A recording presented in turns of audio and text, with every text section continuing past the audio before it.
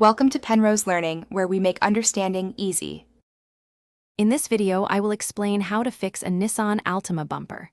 First, carefully assess the damage to understand its type and severity. Look for cracks, deep scratches, or detached sections of the bumper. This initial step helps determine if a simple repair is possible or if a full replacement is necessary. Always prioritize safety by wearing appropriate gear before beginning any work.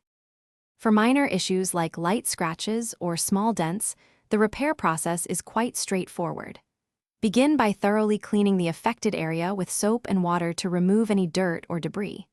For small dents on plastic bumpers, a heat gun can gently reshape the material. Afterward, apply a color-matched touch-up paint or a specialized scratch repair kit to restore the finish.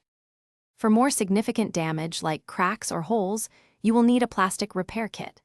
Begin by sanding the area around the damage to create a clean surface for adhesion. Apply the two-part epoxy or plastic filler according to the product instructions, ensuring it fills the crack completely.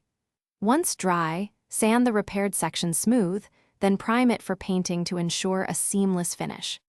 The final step involves painting and finishing your repaired bumper. Apply several thin, even coats of color-matched automotive paint, allowing sufficient drying time, typically about 15 to 20 minutes, between each application. This prevents drips and ensures a smooth finish. Conclude by applying 2 or 3 coats of clear coat for added protection and a professional, glossy shine.